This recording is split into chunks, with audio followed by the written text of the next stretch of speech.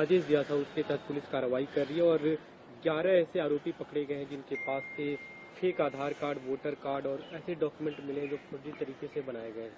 देखिए, मैंने आगे ये भी पढ़ा कि वो एक ट्रेन से और जंगलों के रास्ते देश के अंदर आए, तो बॉर्डर सुरक्षा किसकी जिम्मेदारी है? अगर देश में कहीं भी रोहिंग्या है तो कैसे घुस रहे हैं?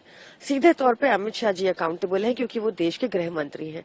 दिल्ली में अगर कहीं रोहिंग्या है तो सीधे तौर पे जिम्मेदारी हरदीप पुरी जी की है, जिन्होंने 17/8/2022 को सार्वजनिक तौर पे ट्वीट करके बकायदा पीएमओ को टैग करते हुए कहा कि वो दिल्ली के बक्करवाला में रोहिंग्या को बसा रहे हैं। लेकिन वो ये भी कह चुके हैं कि उसके बाद तुरंत सफाई दे दी थी कि ऐसा कुछ केंद्र सरकार नहीं कर रही है, रोहिंग्याओं को बसने नहीं देंगे अधिकारी। आज भी वो ट्वीट वैसे ही है, आज भी उन्होंने उस ट्वीट से इनकार नहीं किया है।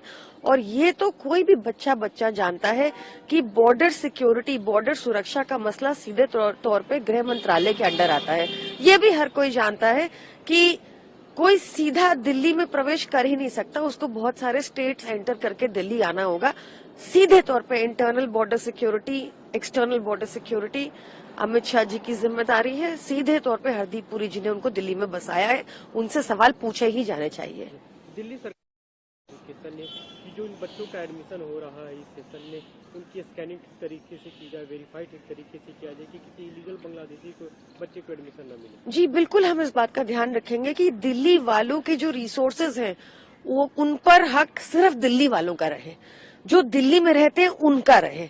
किसी भी रोहिंग्या को ये हक नहीं होगा कि दिल्ली वालों के रिसोर्सेज में उनका कोई भी हिस्सा हो। इसके लिए हमें जो भी कदम उठाना पड़ेगा हम उठाएंगे। दिल्ली में एक इलीगल बांग्लादेशी और रोहिंग्याओं के मुद्दे पर प्रवेश वर्मा ने आप लोगों को निशाने पे लिया। उन्होंने कहा कि हमें देखना चाहिए कि किसके वोटर है। ये लोग या तो आम आदमी पार्टी को वोट देते हैं, कांग्रेस पार्टी को या टीएमसी को। ये देश के दुश्मन और देश के दुश्मनों के साथ ही खड़े होते हैं। उन्होंने ये भी कहा कि आम आदमी पार्टी के विधायक तक इनको यहाँ पे सपोर्ट करते हैं। देखिए, मुझे लगता है अगर उनमें थोड़ी सी भी हिम्मत है, थोड़ी सी भी शर्म है, तो सबसे पहले अमित शाह जी से क्वेश्चन करें कि वो बॉर्डर सिक्योरिटी को क्यों नहीं सेफ रख पाए, देश के अंदर कैसे रोहिंग्या घुस रहे हैं। और दूसरा सवाल वो हरदीप पुरी जी से पूछे, जिन्होंने सार्वजनिक तौर पर अपने आप को ही शाबाशी दी थी पीएमओ को टैग करते हुए कि वो रोहिंग्या को दिल्ली में बक्करवाला में बसा रहे हैं।